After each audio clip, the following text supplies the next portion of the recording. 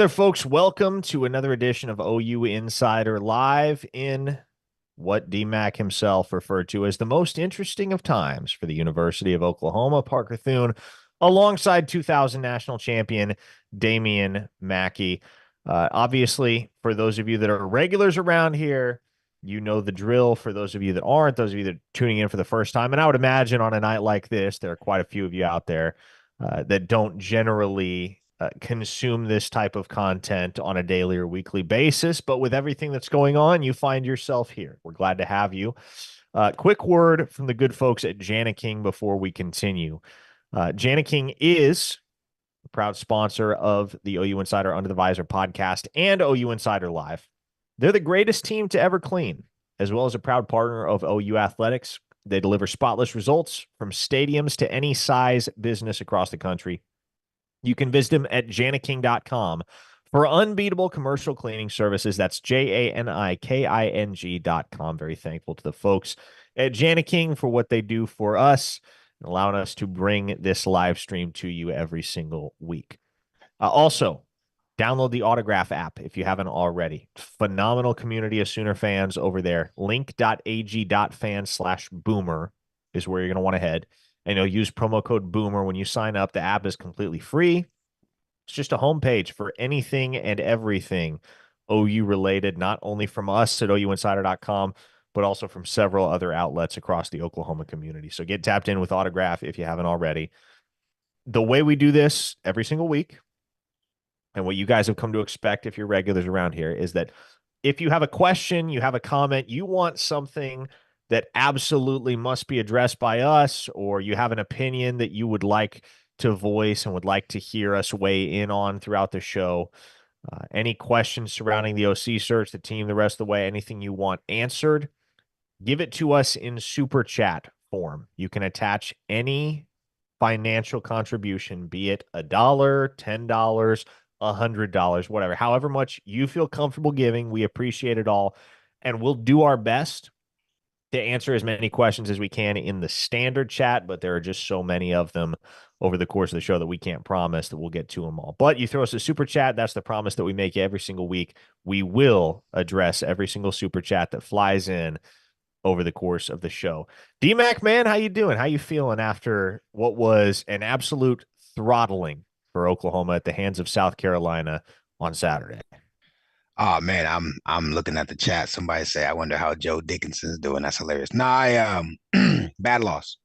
Um, I think we've been saying for about a month now the direction in which the team is going, and the fruit of the labor of what's been evidenced on the field is bad. It's rotten. It's terrible. And Yep. so I think we said a couple weeks back, I would not be surprised if there was some in-season changes. And me personally, right, I'm human.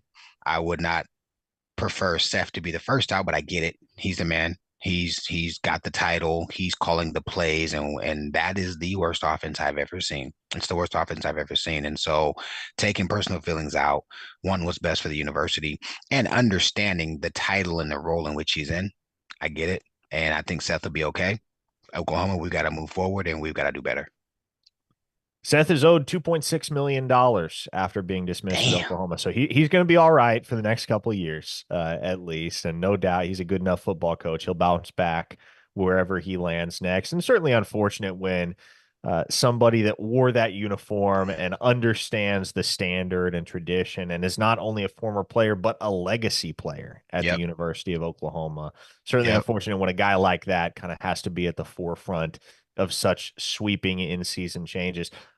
We were discussing earlier today over on KREF when I was doing the afternoon radio window, and I think this is only the second mid-season firing of an on-field coach in the 21st century for Oklahoma. The previous one, of course, being Mike Stoops. So it's not a situation you're dealing with all too often at Oklahoma, D-Mac, but here we are, and where I guess my immediate thought when Littrell was dismissed was, you hate to see it for Littrell, obviously, but I do think what it signifies from your head ball coach and Brent Venables is that he cares, he's listening, and he understands what the fans are all thinking, which is, hey, there needs to be change made. We can't continue to do the same thing over and over again and expect that the results will change. He said as much tonight in his coach's show. He was very candid on a wide variety of topics, and we'll dig into some of that. But that's a move that you make as the head ball coach with the fans in mind,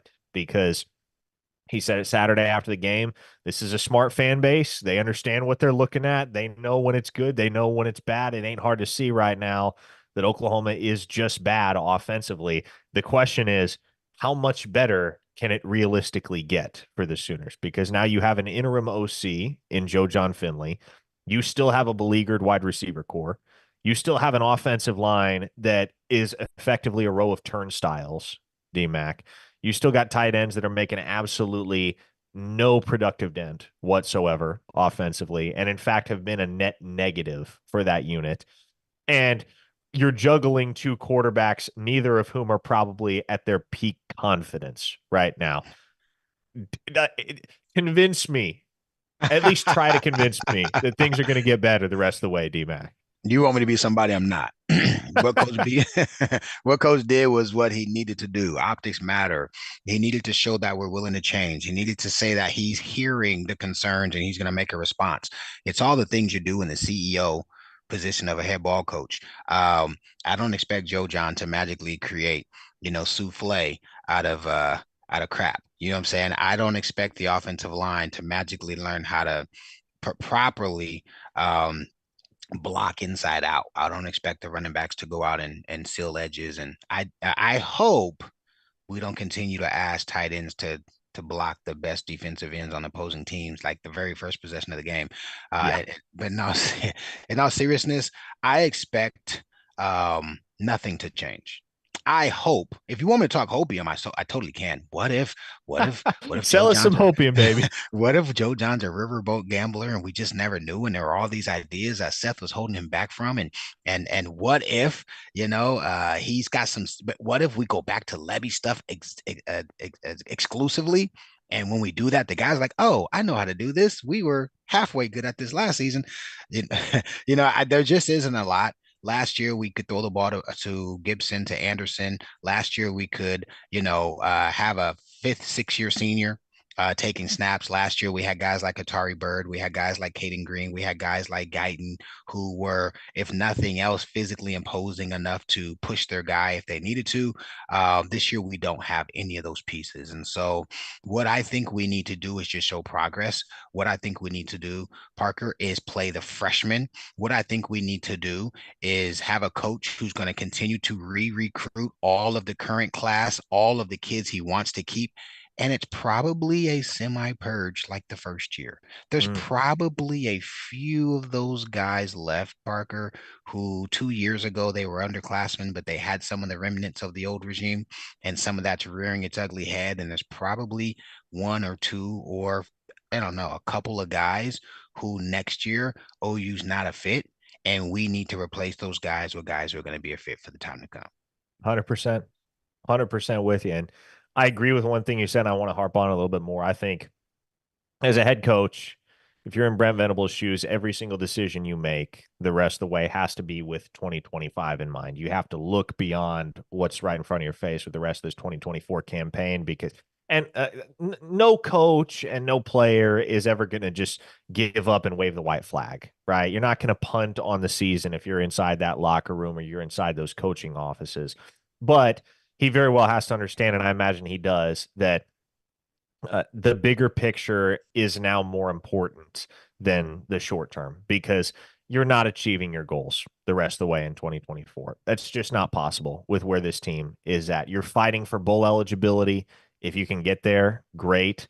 But going forward, it's about how quickly can you revamp this thing and revitalize this thing as soon as next year? How can you set yourself up best to be able to compete next year? Because let's be frank here, D-Mac.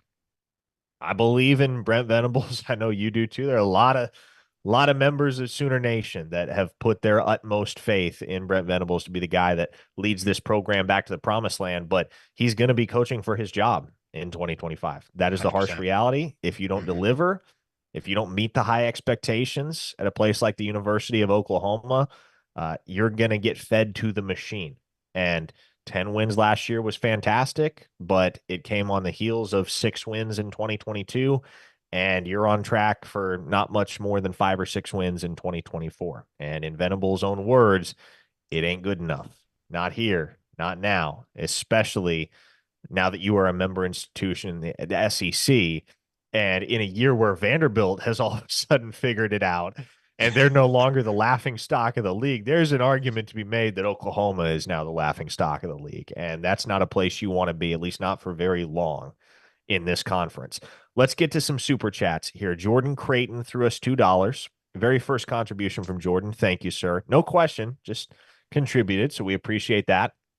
John Dickinson gave us $5, his very first contribution.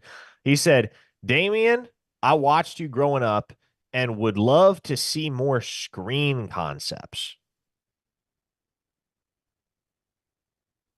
I'm in. Me too.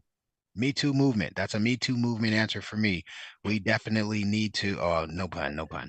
We definitely need to, I didn't even realize that. We definitely need to deploy more screens. In fact, I was saying some simple things we can do, Parker, some very simple things that I know Joe, John, and Seth and those guys know. I don't know why we don't run a lot of variations of screens like we did in yesteryears in the past. I mean, we used to run slip screens, wide receiver screens, running back screens, tight end Yep. screens, middle screens, man beater screens, 3v2 screens, bubble Try to guess screens. that's 55. Uh-oh, somebody's unmuted. We're good. Okay. And that is very simple to coach, very simple to rep. And if teams feel like they can get a ton of penetration with your offensive line, it naturally sets up a position to run screens. We'd even run that shovel pass. Spread the splits out just a little. Don't do leech splits, but just a little. Make the alleys just a little bit bigger. Let the running back. They say Tatum can't block. Let Tatum go up into the A block, miss the guy, let the guy run by him, shovel it to Tatum, and see what the kid can do. We've got to mix it up. And Parker, I'm gonna say this, and I don't know if I'm gonna get in trouble. I don't care. The rest of those guys on offense are dead man walking. I mean, at least if I were them, I would assume that. If I were the rest of the offensive coaches, I would take the pretense that if I don't show pristine excellence, improvement, a very justifiable difference between what was happening the first 7 games of the season and what's happening after that, I would take the approach that my job is on the line. And by the way, I say that for all of them. They all have history. We've got good coaches who've been, more awards and receiver gurus and NFL running back coaches, the whole, I think NFL running back MVP, something, whatever, right? Tomorrow was something. Listen, 2024, we were trash. We are trash. We got to own it. And as coaches, we need to be held responsible. I hope our coaches take the position, and I hope BV says, I ain't saving you. And I think everybody needs to play with their hair on fire. That's what I think. And, we could talk about what that might look like, but I just hope from players to coaches, obviously the coordinator, you're right. I think BV has one more year minimum. He needs to show vast improvement. But for coaches, Parker, would you agree to take the OC position at OU if you had to keep half the guys that you didn't want to bring in? Would you? Well, I think you have to understand, if you're one of those offensive coaches that's currently on staff at Oklahoma, that whoever the next OC is going to have a lot of creative and administrative control over his operation. And that may leave you without a job. Like, for instance, I am a huge believer in Emmett Jones. I think Emmett Jones is a phenomenal recruiter, phenomenal football coach, phenomenal leader of young men. I think if there's one guy on the staff that you have got to make, or that you would be justified in making untouchable, if you will, that would be Emmett Jones.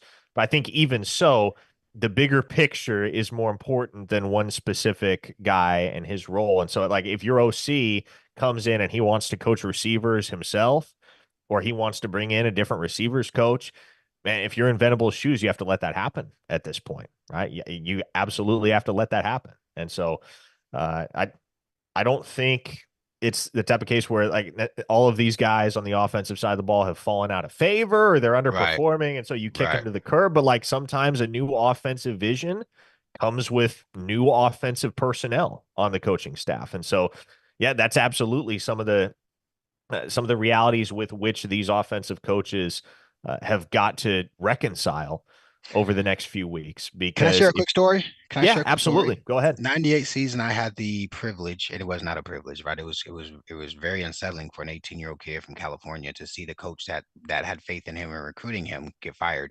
But went through the transition between Blake and Bob. And two things immediately come to mind. One is I'll never forget. Blake gets fired. Bob comes in. I think he's hired Schmitty. We're in these old temporary makeshift coaches' offices. They're redoing the Barry Switzer Center. Yep. And Sam Pittman's the O-line coach. Highly respected guy. Guys on the team loved him.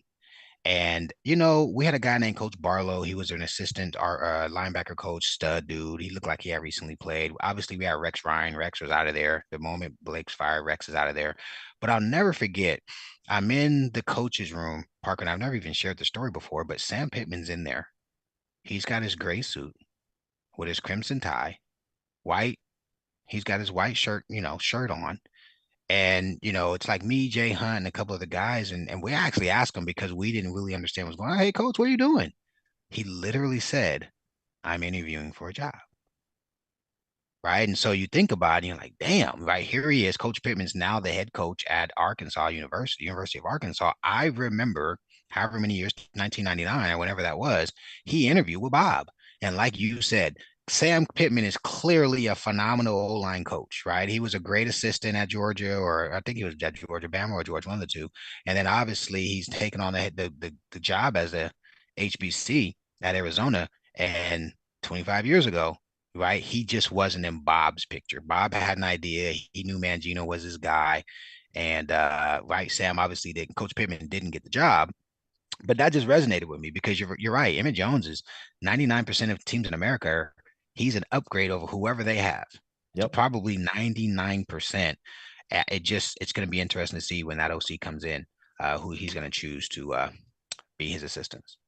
Clemma 14 threw us $2. No question, just a contribution. Thank you as always. Mongo, who is a regular contributor, gave us 10 and said the question I have about the prospects of hiring Marion is what happens after the SEC figures out how to defend the go-go.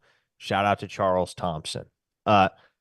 Okay, so let's talk OCs here, D-Mac, because I think it's pretty evident that there is going to be a full search coming. Like Joe John Finley gets his audition, right? And it's not lost on me that Joe John Finley is the guy that Jeff Lebby recommended to take over in his shoes as OC at Oklahoma on his way out the door.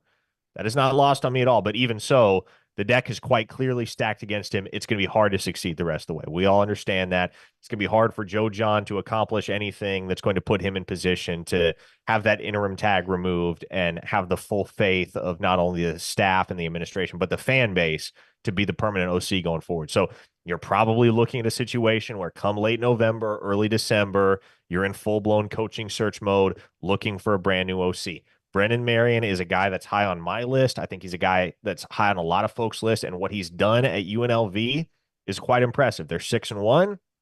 They cracked the AP Top 25 earlier this year for the very first time since becoming an FBS program. They have soared to new heights with the go-go offense. That offense at UNLV is currently 5th in the nation in points per game. They are scoring at a pretty incredible clip.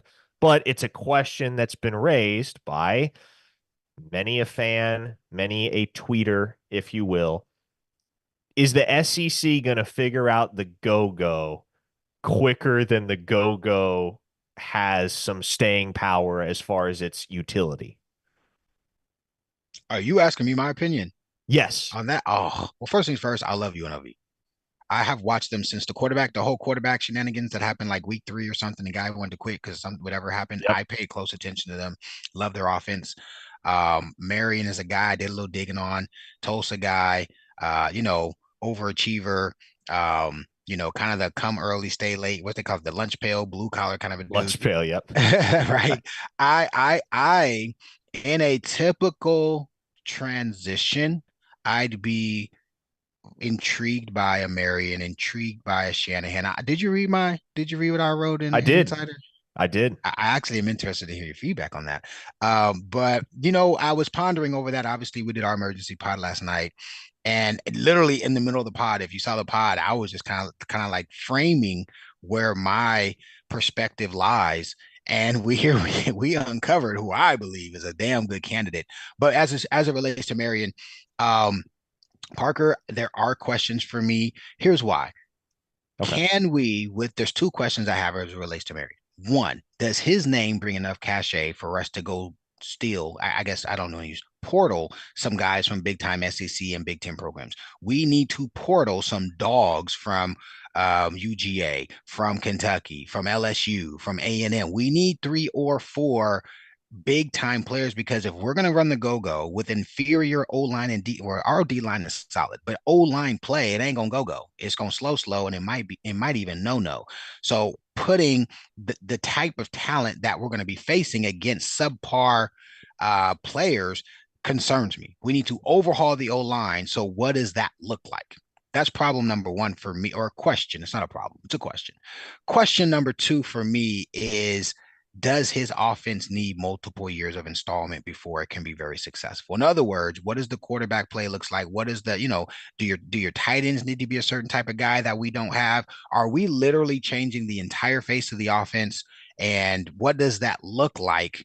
And then what is the actual uh mental aspect? When we went from Joe Dickinson, by the way, whoever that was, it's hilarious. Joe Dickinson wanted to run a variation of the option. Brandon Daniels from A to High was running the option for us.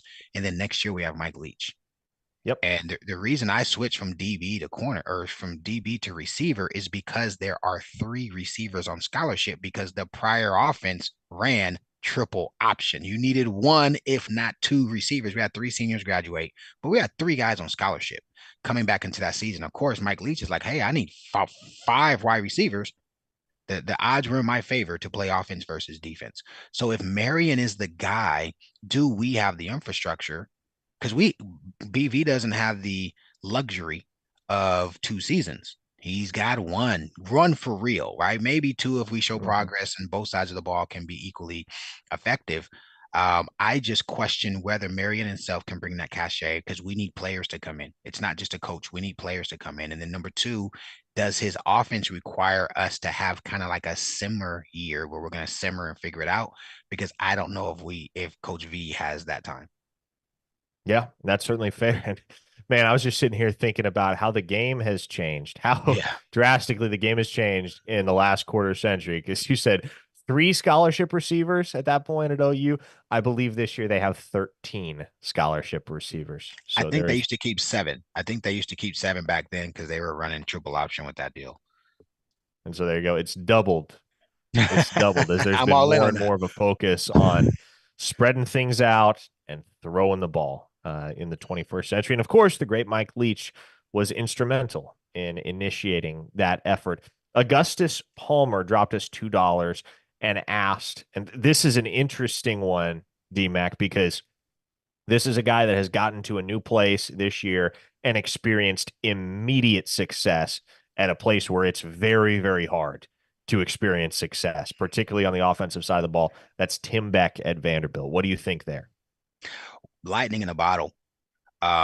What I will say, a slight difference that Tim Beck has versus Amarian is he's doing it in the SEC, and he did it against Alabama, and he was very competitive against Missouri. They should have beat Missouri, right? So I look at Tim Beck. That's a little more intriguing, you know. I definitely um I like the offense. I think the quarterback, this is a quarterback driven league anymore. And so if you have the right cue, then that's going to really drive your success.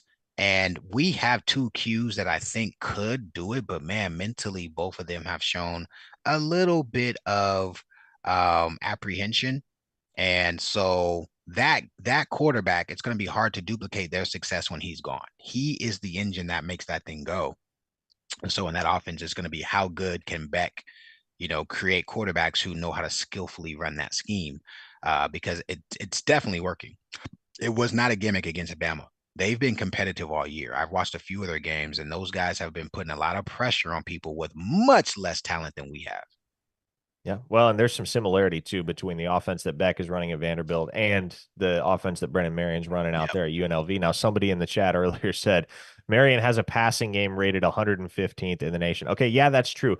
Please, like, if you're gonna make a critique of Brennan Marion, don't use that one, because at this point in time, you can't get hung up on how the sausage gets made. Because yes, their passing offense is ranked 115th in the nation.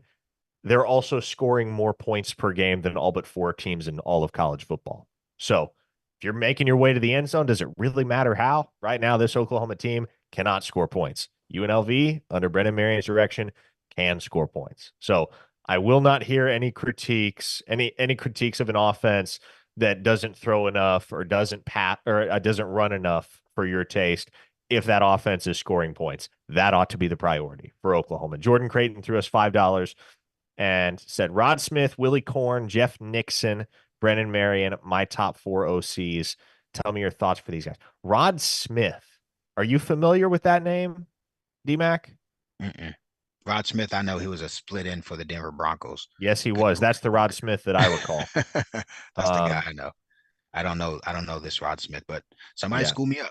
Who Yeah, is that? Willie Korn, of course, at Liberty. That's a guy that, in my opinion, he's been due for a big time OC job for a couple years now. It's just a matter of, is he ever going to unhitch his wagon from Jamie Chadwell? That's the question that I've found myself Oh, asking over and over, because he played in college for Chatwell at North Greenville. And then he's worked on staff with him at Charleston Southern, at Coastal Carolina, yep. and then at Liberty. Like, Jamie Chadwell is the only boss he has ever had. And so I think there's probably a reason a guy like that has yet to take a bigger job. Maybe he's just comfortable being where his feet are right now at Liberty. Maybe he's comfortable working for Jamie Chadwell and enjoying the success that has seemingly followed Chadwell wherever he has been. But I do like Willie Korn a lot, and there is a connection there because he was a teammate of Miguel Chavis at Clemson back in the late 2000s. Jacob Matthews gave us $10 and asked, is there a chance we make a big time move and go get a Chip Kelly or someone to that degree? Also, why aren't we playing more young guys like EPL or Mitchell? It can't get worse at those positions. Well, a couple things there. First, I don't know how many times I've said this in the last week and a half. Don't convince yourself it can't get worse, because there were a lot of people saying that after the Texas game, and then the first 5 minutes of the South Carolina game happened, and you quickly realized, oh, wait, it can absolutely get worse. It can always get worse. Now, I always go back to what Mike Zimmer said a few years back. I think it was in 2021 at the end of a lost season for the Minnesota Vikings when he was their head coach. And there was a reporter that asked him, hey, are you inclined at all to give Kellen Mond a shot to play quarterback? And Mike Zimmer just said no. And then the reporter followed up and asked, well, why is that? And Mike Zimmer's response was, because I see him on the practice field every day. So if guys aren't seeing the field right now, there's probably a reason why. I will say this. Sometimes it can benefit a football team to give guys chances when they haven't had chances to that point in the season. We saw this on Saturday. Jacob Jordan goes out there, leads the team with 6 catches, 86 yards, best performance all year by an OU wide receiver. He was an Balling. afterthought going into this game, and he looked like easily Oklahoma's most capable option at that position, and a guy that I think earned himself a lot of snaps this coming week against Ole Miss with the performance that he enjoyed against South Carolina. Very bright spot on an otherwise dark day. But I say all that to say, and I'll go back to something that I mentioned earlier.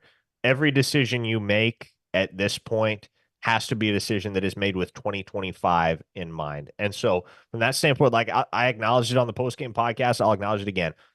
A week ago, I was not in favor of just letting the pups roam free and playing all the young guys, because at that point, I didn't feel like it was justified to just go ahead and punt on the season, as bad as that performance was against Texas.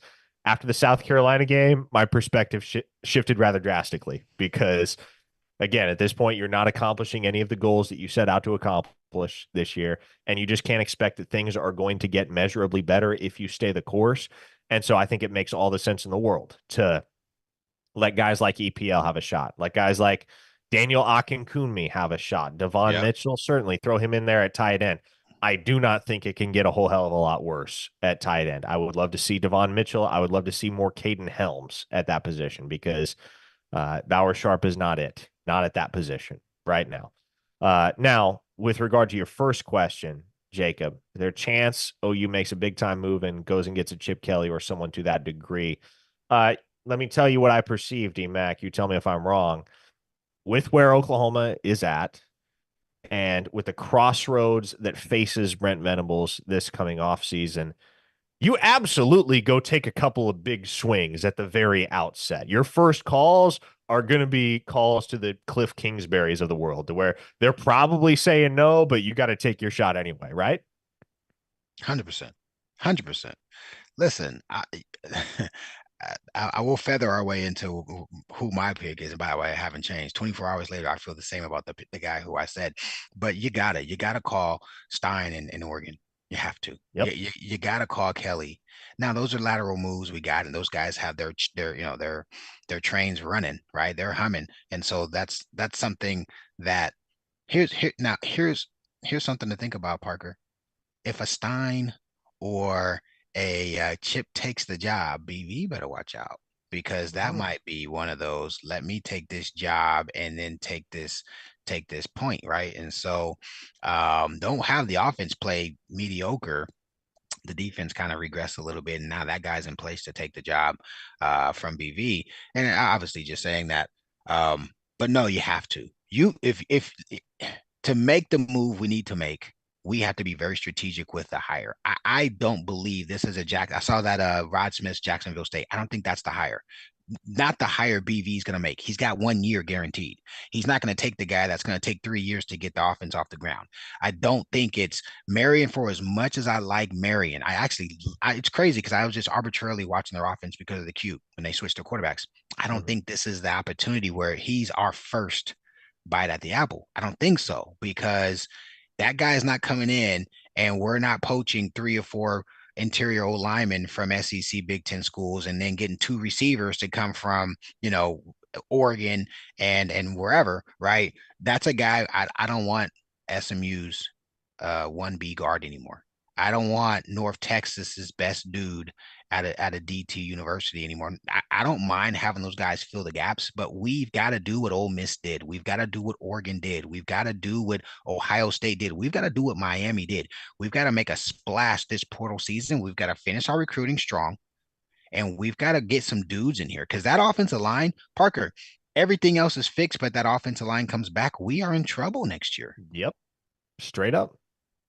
We're It's in as simple trouble. as it gets because, especially in the SEC, if you do not have your situation figured out, you do not have all your ducks in a Oh, row on the offensive trenches, you're going to get manhandled, yep. D-Mac. And we saw it on Saturday.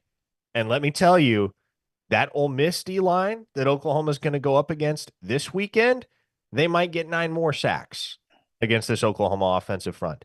It's a mismatch, an absolute mismatch every time this offensive line takes the field against another SEC front. And that can't be the case. Like that, there is no way you win a football game.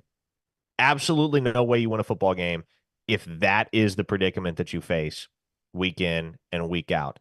And we've talked a little bit about Oklahoma's NIL situation and some of the moves that they're going to need to make this coming off season in order to be competitive in 2025 and beyond.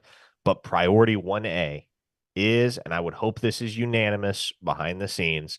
I know there's a pretty solid consensus understanding of the fact that if you're going to make one position group a priority as far as your portal spending, it is absolutely unequivocally the offensive line because that is the one group that will sink the remainder of your football team if they are not in tip top shape. You cannot trot out an offensive line that is remotely similar to your 2024 unit next season. If Brent Venables wants to expect to keep his job, and if any of those coaches on staff want to expect to keep their jobs. John Dickinson threw us $5 and asked, would the go-go even work in the SEC? It's all gadgets, but works with so many different QBs. And that to me is one of the primary advantages of a system like the Go. And again, like it's so new, it's so innovative. Like we don't really know how much of a shelf life it has. Certainly, there are offensive schemes that can stand the test of time, and then there are offensive schemes that have their heyday until opposing DCs get to the bottom of what they can do to stop it, and you run out of answers. And so, not really clear which of those cases it's going to be with Brennan Marion and the Go Go. But the advantage of the Go Go is that it it wins with scheme more so, like it's predicated on creating favorable matchups rather Yep, than just relying on elite football players. agreed. Now, let's see what else we have in the realm of super chats, or are we caught up? We might be caught up. Oh yeah, here we go. Mad Mex says, "How close are we to fire Schmitty 2.0? Wasn't he let go last time because of injuries? Should we check the oil levels on those Stairmasters?"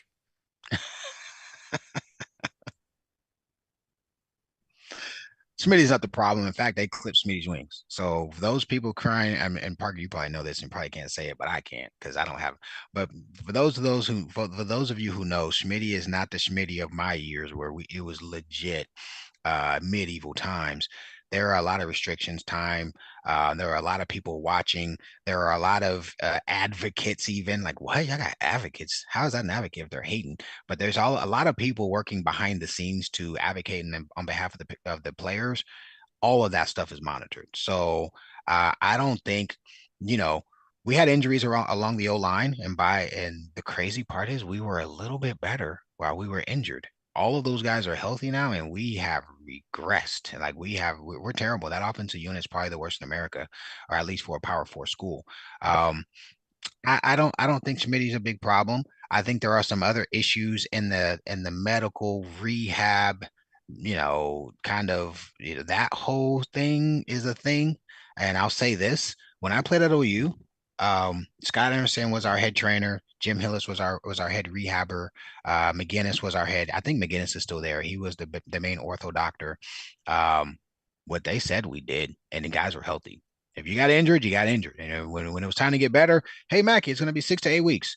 We were pushing for 5, right? And so I think there's some distrust or something going on there where people are not really respecting or feeling or I don't know. Like I feel like guys are like, I'm gonna go try my own thing because this, so that whole thing is a separate thing.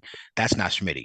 As it relates to sports performance, trust me when I tell you, one, the guys, this rendition of the guys have a lot more respect and love for him. I actually didn't like that the guys who came after us hated on him so much because he was a huge reason why we were successful. And I get it. Schmidt was a hard ass, like hardcore. He was Parker back in the day, bro. Like it was no fun. But I promise you this: we were the toughest mother suckers in college football. When the Big 12 was the best conference in America, and so there's something Yep. to that. There's something to that, and so I hope they don't get rid of him, but if they find somebody better, more innovative, and he earns the opportunity, respect. But I don't think Schmidt is one of our big issues right now. Nor do I. I am with you all the way. I can't really add anything to that. I think you said it very well. And obviously, with your personal experience, like that's relevant details that's useful for the people to know that are questioning some of the stuff that's going on behind the scenes at Oklahoma. Another $2 from John Dickinson, who asked about Billy Napier as a potential OC. I just don't think you can do that if you're Brent Venables again, and that's more perception based than anything because and the analogy that I always use here is actually Billy Napier at Florida. Like Billy Napier's time at Florida is coming to an end. And what Florida can't do is they can't hire the sexy young coach from the group of 5 ranks because all the fans see that as just another Napier. And if you hire Napier as the offensive coordinator at Oklahoma, everybody sees that as just another Seth Littrell, a retread who just got done with a mediocre, disappointing head coaching tenure. And so that's not a route I think that you can go. Tommy P dropped us $5. It's his very first contribution. Thank you, sir. And he asked, who is the under the radar OC that we could Mm, see? Hmm. I want to hear yours Okay. first. You know mine, and mine's plastered in a couple different places. Who's Yes. yours? No, no, no. You go ahead. You give us the sell for your guy. Okay. Well, listen, Barry and I were knee deep in talking about the Seth deal yesterday, and I think we need a coach that's going to bring the tangible skill set that's required, but also the intangibles. I also think we need a coach that has the cachet, right? So my initial um, hypothesis came to three individuals. And by the way, that's crazy. Somebody put the name in the chat. But I'm not going to go to all three. I'm going to say who I think we need to go with. I believe we need to go with the OC as an individual who comes from a true blue blood, the individual who has prerequisites in being a phenomenal coach, communicator, recruiter, all right, and wore a lot of different hats. And you're like, well, okay, that sounds good. But I don't want a Jacksonville State. I don't want an Indiana. My first swing is not Pitt's OC. My first swing is the co-OC out of Georgia, out of Ohio State, out of Oregon. Give me the guy that the moment he says, hey, Kirby, I'm leaving. I'm going to OU to be the OC.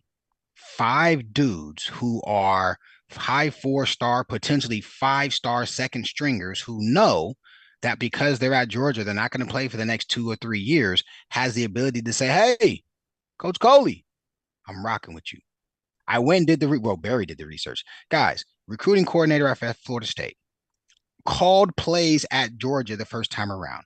Co-offensive coordinator with Bobo, which means when they transition to a more multiple offense, which is what they run now, he's the co-coordinator today.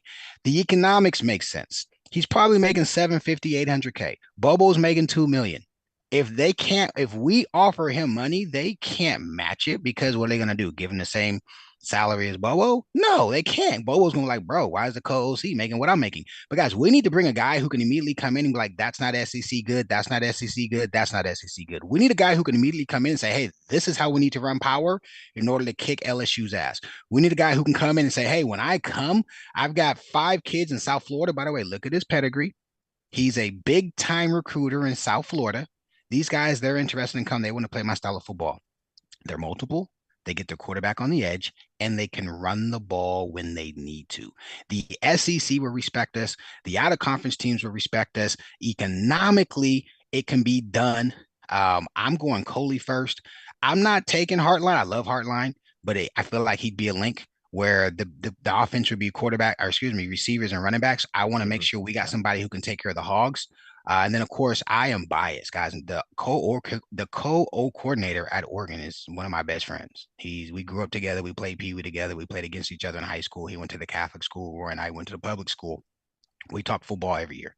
He's literally the co-offensive coordinator at Oregon. He was a receiver coach at Eastern Washington. He coached Cooper Cup.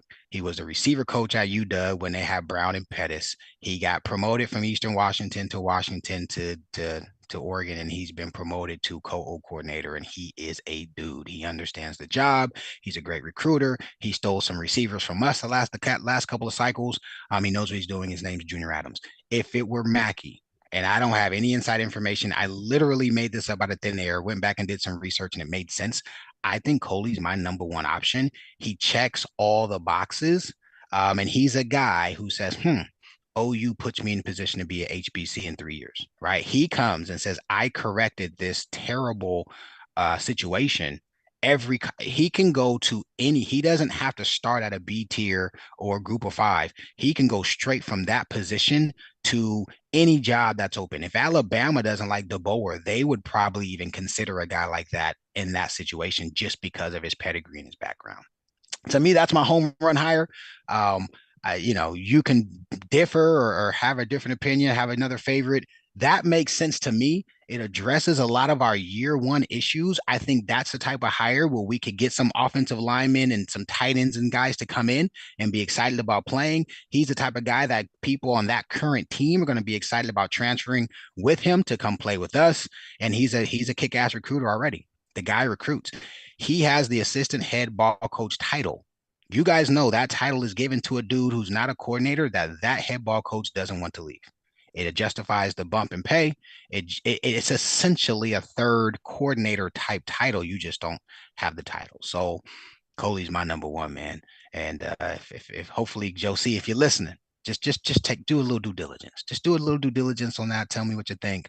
But he's the guy that I think would be a great opportunity for us. Well, I'll throw a couple at you. A home run and a deep cut. How about that? I'll give you a home Oh, run. you I'll give you a better deep cut. not say the you. Ooh, I'm listening. Go ahead. It's another guy at Oregon, and I'll have more on this at ouinsider.com. I I don't think Will Stein is out of range for Oklahoma. Really, Yes. really. So if you Yes. say that, he's ahead of Coley. Give me Will Stein before Coley. I just think he's a pipe dream. If you think we can have a chance at Willie Stein, that's what you need in a I millisecond. I do think there is a chance there. So, Wow. and yes, obviously that would be the slant. Like if you could land a guy like that, there's no one across your fan base across college football that I don't think regards that as anything other than an absolute slam dunk for the program. Wow. If you really like, the initial question was under the radar. You really want a deep cut, um, and he's a guy that I have a lot of love and respect for.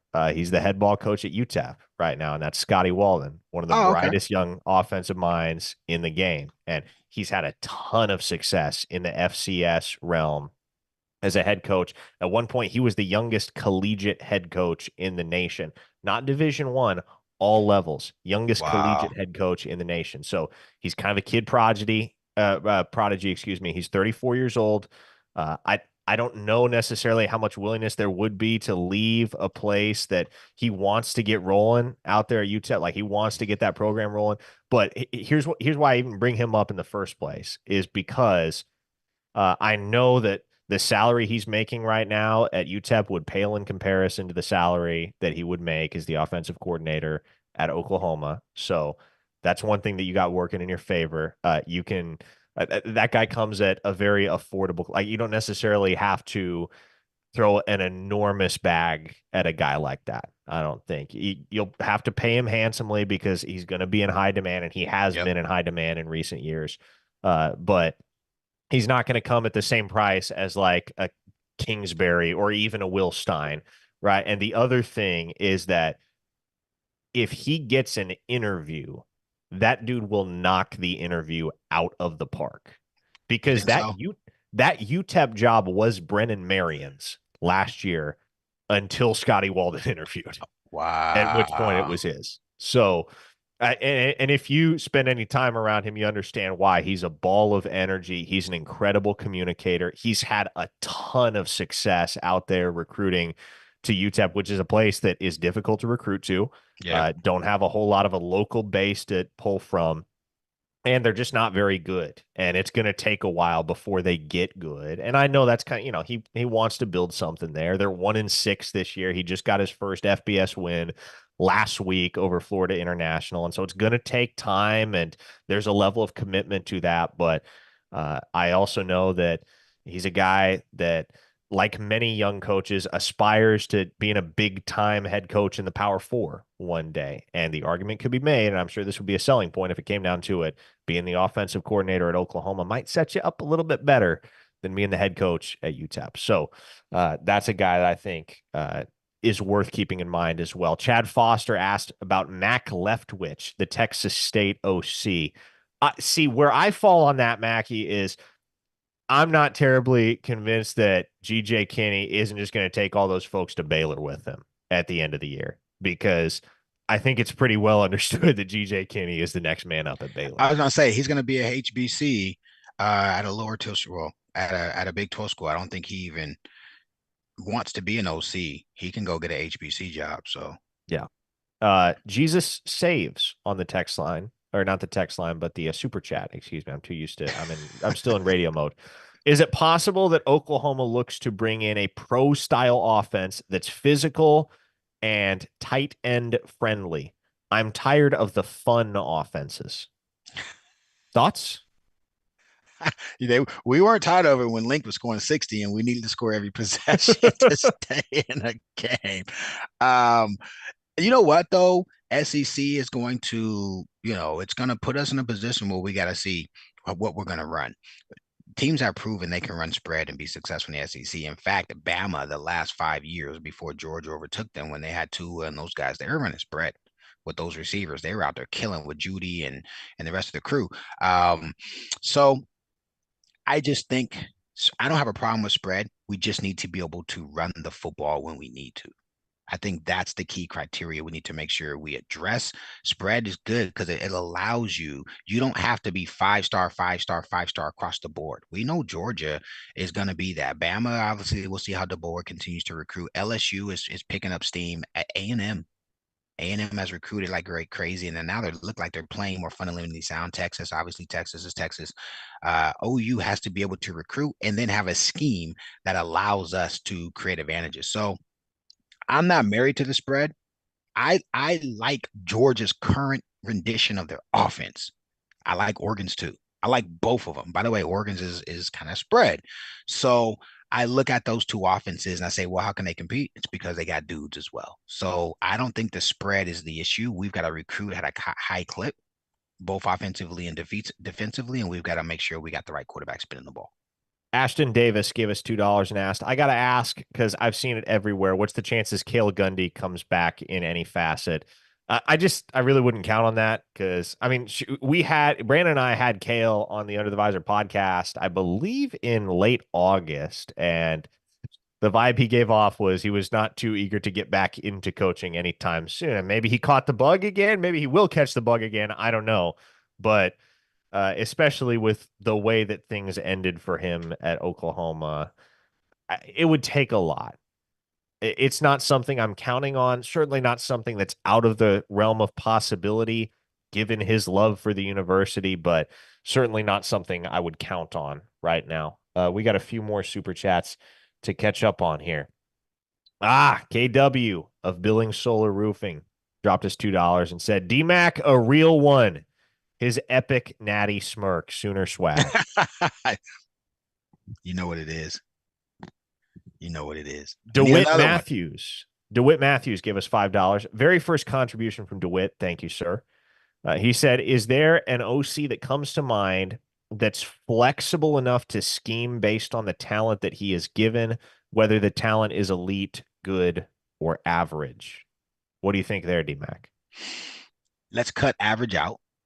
Let's cut average out. An elite or a good, that's all the good ones. All the good offensive coordinators, that's what they do. When they have a very strong offensive line and the quarterback is just good, they're going to lean on the running game. When they've got a good O-line, but they got a quarterback who can spin it, they're going to lean on the quarterback. When they've got one or two receivers who are NFL dudes, they're going to lean on throwing the ball out 1v1. And so, in theory, your offensive coordinator should be able to do that by job description. And most of the good ones can, to be honest with you. And so, is there one that comes to mind? I know we didn't do a good job of that this year, and I think we got to own that. So I could say there's definitely one that didn't do a good job of that. Yeah, no doubt about that. And that was, gosh, it became a really frustrating pattern just to see an Oklahoma offense that was not scheming anybody open because you've grown accustomed to that. You'd grown spoiled by that over the last decade or so of offense in Oklahoma. And then all of a sudden in 2024, it's just not happening at all. And it wore a lot of people down. It was the cause of a ton of frustration and consternation. Frankie Williams made a contribution of $5 and asked, are there any dudes on the O-line in JUCO that we can go after? We've had success in the past from the JUCO ranks. Yeah. I'm sure there are. I have not dug too deeply into the JUCO circuit to gauge how much offensive line talent there is available. I know Bill Bedenbaugh just offered a junior college offensive lineman today, Jaden Wen, who formerly played at Lake Travis High School down in Austin. So clearly there's at least one OU caliber guy in the JUCO ranks, and I would imagine there are a few more. I don't think we've seen Bill Bedenbaugh go the JUCO route, to my recollection, since Finley Felix in 2019. I think that was the last JUCO offensive lineman Bill Bedenbaugh would have signed, was Finley Felix in the 2019 class. And obviously he never amounted to anything. I don't know if he ever appeared in more than one or two games. But I say you dug that deep and dug that up. That's respect, because who even remembers, who even knows how to spell Finley Felix? Like, sheesh. It's spelled like it sounds. But John Dickinson gave us another $5. Thanks, John. Pouring it on tonight. I appreciate you, sir. He said, thanks, guys. Good stuff. And my under the radar OC pick is D-Mac at 1.9 mil. Oh, Have a sign good me up. night. Actually, I don't know if I want to work that many hours. I don't know. That'd be For that salary, come on now, man. yeah, I'd do it. I do it just so they could do just give me a buyout. You know what I'm saying? I'll do it for half the season. Let me do it for 8 games. Let me shut up. That sounds kind of mean, my bro. Okay, I'm going to have to ask you to repeat yourself here, D-Mac, because Patrick and Courtney L gave us $20 and said, I'm late. You may have already addressed. If so, no worries. Preach about stealing an up-and-coming SEC offensive guru like James Coley at Georgia. We got to do it again. It just makes sense to me, guys. And my just because it makes sense to me doesn't make it right. Parker hasn't even told me. Generally, he'll DM me or text me like, "Hey, Mac," he hasn't said anything, so I don't know his thoughts on the pick. But it just makes sense to me. I think about our situation. I think about the opportunity. I think about what we lack, what we're missing, and we need to pick a product that has. We need someone who's called plays. We need someone who has dudes. We need someone who can go to BV and say, "Hey, bro, that ain't it." So bringing Jacksonville State, Jackson, with all due respect, I know I keep picking on that, just it's like handkerchief high, but Jacksonville State's OC is just going to be excited to be in our locker room. He's going to be excited to have an office that looks like the office he's going to have. You know what I'm saying? Like he's going to be the kid in the candy store, right? I don't, so Indiana does not have OU facilities. So I want a guy when he comes to OU, he's not impressed. I want a guy when he comes to OU, he looks at our trophy case and says, damn, that's impressive, but damn, y'all last ship is 25 years ago, right? I want there to be a little bit of ego there, but you got to have the X's and O's to back it up, and you got to have cachet. Again, to me, there's three guys, my home run guys. If it, man, at Park, if we can do Stein, bro, I'm just telling you, you pay him 2+ million. Let's get him Oh, into yeah. town Oh, today. yeah. And I But think if they would at this point. I think oh they'd be willing to make, especially a guy like Will Stein, the highest paid OC in the country. oh Um, and I do like, I will say, I'll say this about Coley, and I'll say this about any coach that is and has been at either Georgia or Alabama. I genuinely do not think you can go wrong with anybody that Nick Saban hires or anybody that Kirby Smart hires. Like, if those two dudes trust somebody, you also should trust them. So I'm all the way in on Coley if that's the direction they're word, going. I had no idea. I think it's a good hire, man. I got some flack, people hating, but I respect it. I like my idea though. No, I Back mean, back like who's been at Alabama or who's been at Georgia and has just gone and flopped somewhere. I none. mean, I understand like depending on where you go from there, you Yep. might be set up to win, you might not be set up to win. Like circumstances can dictate a lot of that, but I don't think Nick Saban and or Kirby Smart has ever made a hire that was just flat out bad. Correct me if I'm wrong, but to my recollection, both those guys have had a pretty high batting average as far as hiring assistants. Uh, KJ Goaded in the chat said there's a streamer that thinks there's nothing to the med staff stuff, says it's all rumors, and he doesn't want to hear it. Okay, what like I'm telling you, there is something to it. We'll be able to discuss it at some point. Can't right now, but yeah, there's something to it. There's absolutely something to it. I think we are all caught up on super chats. If any of you have any last minute questions or comments, concerns, opinions, go ahead, throw them at us. Oh, there we go. Mongo said, and he dropped us $10 more. Thank you, sir. Assume we get Stein. Who does he retain on the offensive staff? I think he retains one guy, and it's the guy we both spoke about. Yep, He's going to 100%. retain Edmund or Evans for sure. 100%. Emmett Jones is sticking around. If we get Willie Stein, Emmett Jones sticks around. I don't think he's.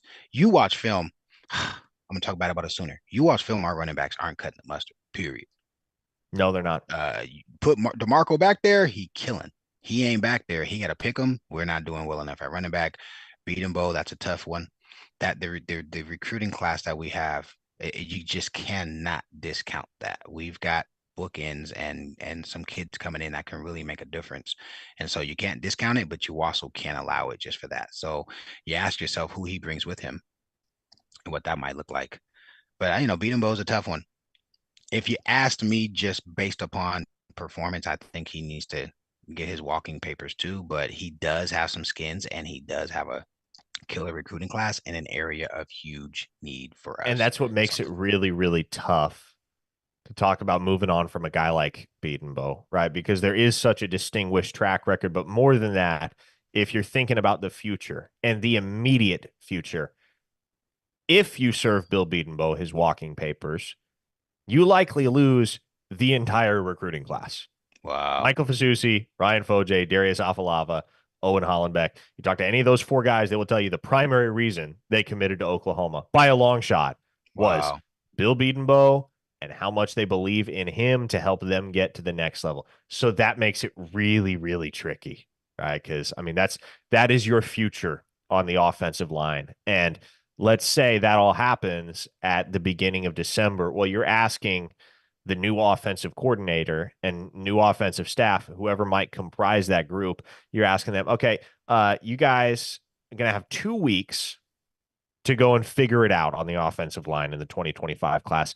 Good luck. That's a tough situation to stick them in. And you can afford, like, there will always be some guys that for one reason or another are still looking at the end of the cycle that are OU good. You can go grab two or three. And there will always be some guys that still wait to sign till February. So you got some extra margin there. But at that point, what you're banking on is being able to go the portal route to shore Yep. up your offensive line deficiencies and buttress your depth. And that requires investment. In today's day and age, that's going to require a level of financial commitment. So that's what makes it tricky with Bill Bedenbaugh in particular. But we're right at an hour. We'll wrap it up unless we get any last minute questions flying in here. D-Mac, how you feeling about this weekend? Last week was my first time ever to pick us to lose a game. Yeah. I watched South Carolina play LSU in a game they should have won. And I watched us play Texas in a game that should have been much closer. I don't think we win. I don't think we win. We are so beat up and mentally beat down along the offensive line, and that impacts our quarterback. And I think the running back rotation, I have never understood it. Did you see Tywee's quote over the weekend? Did you No, see that? what did he say? Oh, he went in on, and I had to ask. I said, "Is this sourced?" Tyree flat out said last year there was never a clear picture of who was the one, who was the two. If you had a good game, you didn't know if you were going to start. Sometimes there would be games where he told me I wouldn't play, but then halfway through the game, someone else messed up, and he said it almost felt like they were like save the game. By the way, it's literally a quote. I was like, oh my God. I'm gonna try to find it. I'll send it to you. But I said, hey, this sounds exactly like what we've all been thinking. Like he literally articulated, like how does Murray pick the? Yeah, I don't know how he does it, and so yeah, that doesn't give me a lot of faith that the Mm. guy who deserves to be out there is the guy who's toting the rock for us. All right, folks. That is going to wrap it up for this edition of OU Insider Live. D-Mac, thanks for jumping on, sir. Always great to talk ball with you. If you're not subscribed to this YouTube channel, you should be. If you're not subscribed at ouinsider.com, you should be. That's where you're going to get access to all of D-Mac's exclusive insights. Obviously, here on the YouTube, you're going to get the Under the Visor podcast. You're going to get the Barry and Mac show. But ouinsider.com, especially when there is a coaching search that I guess technically isn't in effect yet, but going to be in effect before long here, one way or the other. OUinsider.com is definitely your place to be. The intel will fly, the intel will abound. And of course, it's not just about the intel, it's about getting analysis and takes and day to day interaction with folks like me, folks like DMAC, folks like our great colleagues, Brian Clinton, Jesse Crittenden, Brandon Drum, Brody Lusk, who does a great job covering basketball for us. It's all there for you at ouinsider.com, and it's only going to cost you a few bucks a month. We'll make it well worth your while if you choose to buy in with a subscription with us. We appreciate every single one of you that has, every single one of you that will, and we appreciate every single one of you that has stuck with us tonight for the last hour here on OU Insider Live. For Damian Mackey, I'm Parker Thune. We'll catch you next week, folks. Take it easy.